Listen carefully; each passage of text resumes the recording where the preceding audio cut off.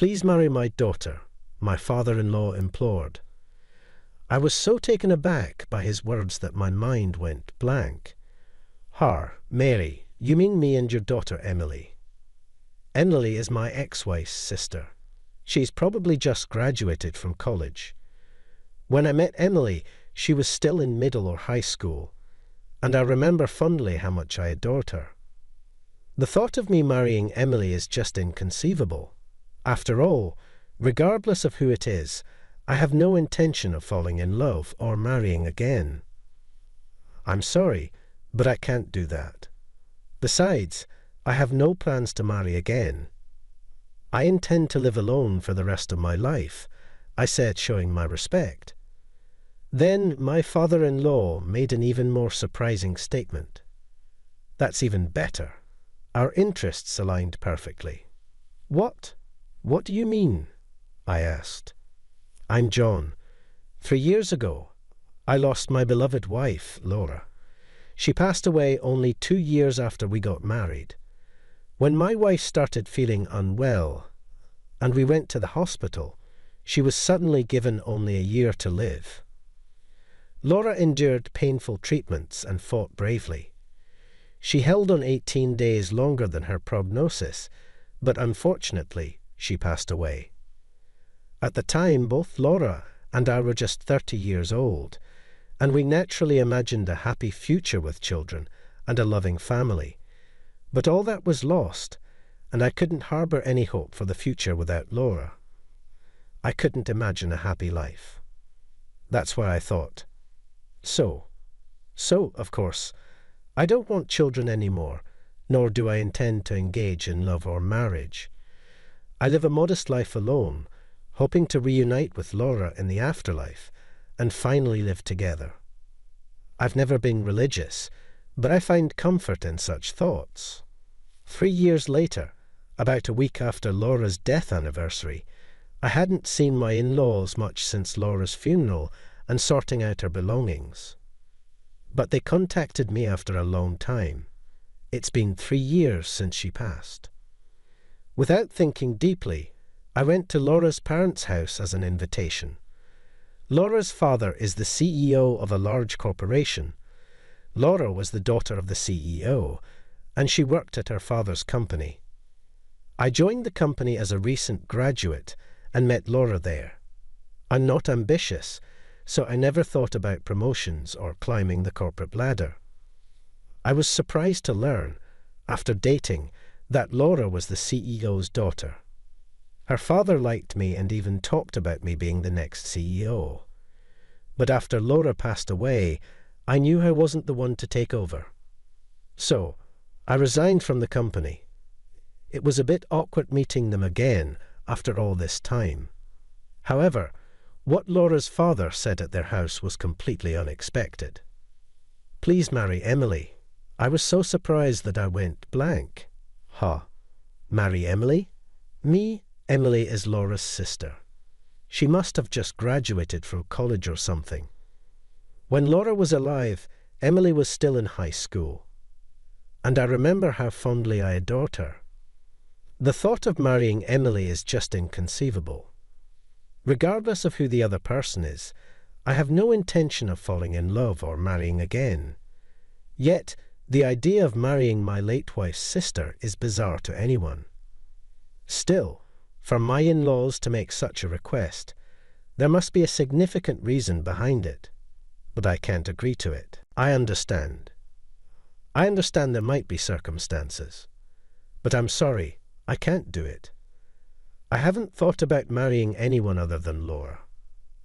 I plan to live alone for the rest of my life, I said, showing my respect. Then my father-in-law made another surprising statement. That's even better. Our interests align perfectly. What? What do you mean? I was completely lost by the true meaning of his words, so I asked again. He then suggested, "Can I call Emily herself?" I was confused but agreed. When my father-in-law called for Emily, she quietly entered, probably from the next room. She sat down in the chair next to her father, across from me. I've seen Laura and Emily get along many times, but I can't say I'm close to Emily myself. We've only had a few one-on-one conversations, and I thought Emily would be in trouble if she asked me to marry her. I'm really sorry for this sudden request, but Emily insisted. I was shocked again when my father-in-law said that. What? Emily, did I become even more confused? Seeing my confusion, my father-in-law said, "You guys talk about this together," and left the room. There was a moment of silence, and then Emily said, "I'm really sorry for suddenly making such a rude request. I think the last time we met, she was still a student." I was relieved to see she hadn't changed much from her humble and polite demeanour back then, despite such an absurd request. "Well, yes." Unsure of how to respond, I replied hesitantly. And Emily began to explain the situation. "I have a fiancé, but he was someone my father chose for me." "Aha, I thought such situations only existed in dramas. Being the daughter of a big company CEO must be tough." "My father loved my bright, kind, and intelligent sister Laura, and he always said he wanted you to take over the company. Losing both of them, I think he's desperate for an heir. Laura and Emily had no brothers. I guess the company really is in trouble with the successor issue. That's why he wants to marry me off quickly and prepare the next heir. But I don't want to get married. Not ever." Emily's eyes showed a strong resolve, clearly indicating her aversion to marriage. It felt intrusive to ask why she didn't want to marry, so I asked what concerned me most. "Then why do you want to marry me?" She didn't seem to have any affection for me. Emily hesitated before looking me in the eye and saying, "I thought everything would be neatly resolved with you. It's selfish of me. I don't want to marry, but I have to for my father. But I don't want to be in a romantic relationship. Initially, I thought it impossible to find someone who felt the same about marriage and love. But then I remembered you said the same at my sister's funeral. That's why I'm making this selfish request. I'm sorry." I finally understood why I was being asked such an absurd thing. Of course, I don't intend to have a marital relationship or children. If you join my father's company, you could become the next CEO, and the compensation would be substantial. I'll try to meet any questions or demands you have, so please consider it, Emily said. Aside from the fact of becoming my sister-in-law's husband, there was no particular reason for me to refuse. I'm not passionate about my current job, so working for my father-in-law, who needs me, seems like a way to be useful to someone. I have no siblings and my parents have already passed away, so entering or leaving a family register wouldn't affect anyone. The most important fact is Emily's desperation to the point of proposing such an unusual solution. If my marriage can help resolve this situation, it might be worth considering. However, the problem is that she is Laura's sister.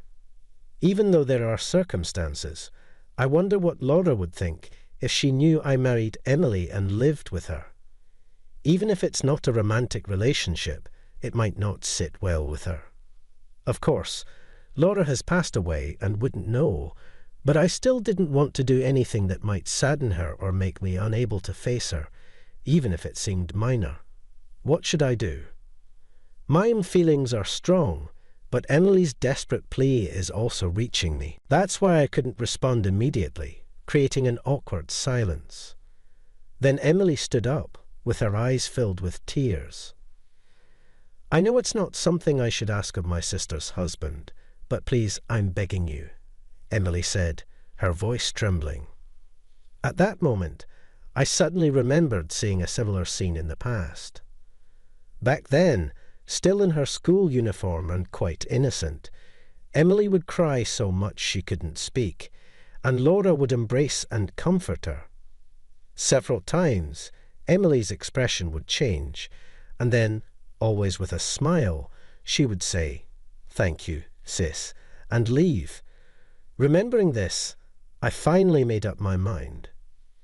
If Laura could see us now, I felt like she would say, "I'm fine, so please take care of Emily. I understand. I'll accept it," I said. Hearing my words, Emily expressed her gratitude many times. And so I ended up living a married life with my deceased wife's sister, Emily. But in reality, it was nothing like a marriage. We would eat separately, do our own laundry and dishes. We set up a rotation for cleaning common areas, and since we both worked, there was no financial interference. It was more like sharing a room with a stranger. So we made thorough rules. "Thank you for accepting my proposal on her first day at our house," Emily said. Polly, then she went straight to Laura's altar and prayed for a long time. This was the house Laura and I lived in. The thought of living with Emily, whom Laura adored, made me wonder what Laura would think. That day took so long to move in and organize Emily's belongings that before we knew it, it was night. "I'm going to the convenience store, since we don't have much. Do you want me to buy anything?" I asked Emily as she was organizing her room. Suddenly surprised by my question, Emily seemed to accidentally bump her arm into the shelf. "Are you okay?" When I asked in surprise, she said, "I'm fine, sorry." "Could you please get pasta for me?" Emily replied. Such casual conversations had ceased completely since Laura passed away. It was a bittersweet feeling, missing Laura and feeling lonely with someone who wasn't her. I decided to eat in the living room. After returning from the convenience store, it was awkward as we had hardly ever talked one-on-one. But avoiding each other by eating in separate bedrooms felt too blatant and disrespectful. While absent-mindedly eating my ready meal, I noticed what looked like a bruise on Emily's arm. "Is that from when you hurt yourself earlier? Are you sure you don't need to ice it?" Upon hearing my words, Emily quickly covered her arm with her sleeve.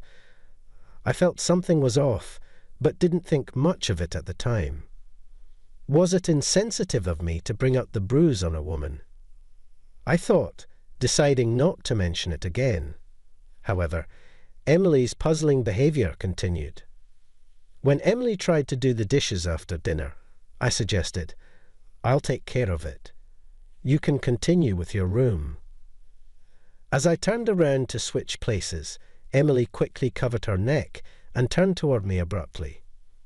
Her expression seemed panicked and angry, so I involuntarily said, "I'm sorry." I reflected on whether my sudden approach had startled her. I thought I had maintained a proper distance, but I'm the one who should apologize. "Thank you for the dishes," Emily said quickly, and then rushed to her room. By this point, I already had a vague sense of unease, and that turned into certainty just before going to bed. After finishing my bath, my bedroom is right before the bathroom, so I could have gone straight to bed. But I thought it would be rude not to say anything, so I headed to the living room where Emily was. Emily was praying at Laura's altar, and seeing her devotion made me feel a bit warmer. Thinking about the close bond between the sisters, as she finished praying, and I was about to tell her I was going to bed, I noticed a suspicious bruise on the back of her neck. From a distance, it looked like a mark left by something tightly wrapped around it. After observing her behavior throughout the day, I had a gut feeling that I couldn't just leave it be and asked, "What happened to that bruise?" I knew she might not like it, but I asked anyway. Emily turned around, surprised, and then tried to evade the question. Emily struggled to find her words. Sensing she had a difficult situation to discuss, I patiently waited for her next words, which came sooner than expected. "I can't believe you agreed to marry me, listening to such a huge selfish request. I can keep secrets from you." Then Emily rolled up her sleeve to reveal her arm. I was shocked at what I saw. Her arm was covered in bruises of various shapes and ages. I was abused by the person I was dating, being hit, burnt. It was a daily occurrence, and I became used to it. I knew I had to leave, but I couldn't because I loved him. I grew to hate myself more and more for being so weak, Emily spoke painfully. And then I realized why she was so scared when I went behind her. It reminded her of her traumatic experiences, I thought. But I was dumbfounded when he dumped me so abruptly, saying he'd found someone else he liked. I endured so much pain just because I didn't want to be hated by him, yet to be let go so easily was a shock. More than anything, I was surprised by how sad I felt about the breakup, even though the days had been so tough, Emily continued. The range of negative emotions on her face was palpable: sadness, frustration, fear. It pained my heart to see her like this, so different from the smiling face she used to show Laura. Since then, I've tried to start new relationships for a friend's introduction, but I developed a fear of men. Even a slight touch from a man made me tremble with fear, and just talking to them would set my heart racing. I used to dream of a normal life, getting married, having kids, but now I realize those dreams might never come true. I learned the hard way that the scars of abuse are lifelong issues, something I wish I'd realized sooner. And then, as if oblivious to her condition, my father-in-law-to-be announced our engagement. The thought of marriage was impossible for her, with her fear of men. Indeed, in this situation, it would be unfair to the person she'd marry. Emily, desperate to avoid marriage, thought of me. Since I knew her from before and wouldn't demand a romantic relationship given her condition, plus it would please her father, that's how she came to the idea of marrying me. I'm so sorry for involving you in my selfishness. My sister might even be angry. What am I doing? Emily broke down, all her pent-up emotions collapsing.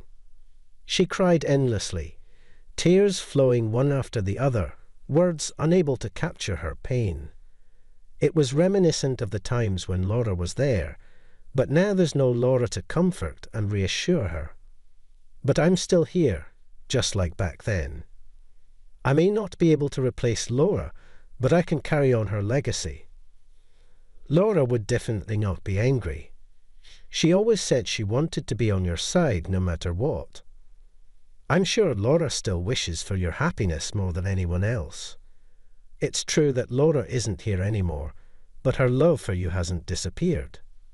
So, let's calm down and really think about what will make you happy, I said. Emily nodded through her tears as I spoke. Then, after she had calmed down, I made a confession. First of all, I hadn't registered our marriage yet. I showed her paperwork for the marriage, filled out and meant to be registered today. There was no rush, so I decided to bring it back home to make sure this was really what she wanted. Emily was surprised, but I now think it was for the best. The wounds in your heart are immeasurable. Healing them might not be easy, but as long as you still have the true desire to someday marry someone you love and have children, I want to honor that wish. I'll do anything to support you as your brother-in-law, I said. Perhaps her true feeling had been buried under fear, haste, and consideration for her parents, but Emily's true hope was indeed here. Jess, thank you so much, Emily said, tears welling up again. Thus, Emily and I managed to avoid getting married at the last minute and started living new days. Of course, we stopped living together. We explained the situation to her parents. They understood, and Emily began visiting a clinic for mental health care. Although legally my marital relationship with late Laura had ended, the familial ties still existed. So, with her father's wish, I officially took on the role as the heir, being the husband of Laura. My stance of not marrying anyone but Laura hasn't changed, but now I have caring in-laws and a sister-in-law. Even though we're not related by blood, this alone has made me feel that I'm not living a life alone. At first, I thought marrying my late wife's sister was an absurd suggestion, but it's thanks to that proposal that I have this life now. Looking back, I think that it must have meant something. That's how I feel about it now. If Laura were looking down on us, I bet she'd say the same thing.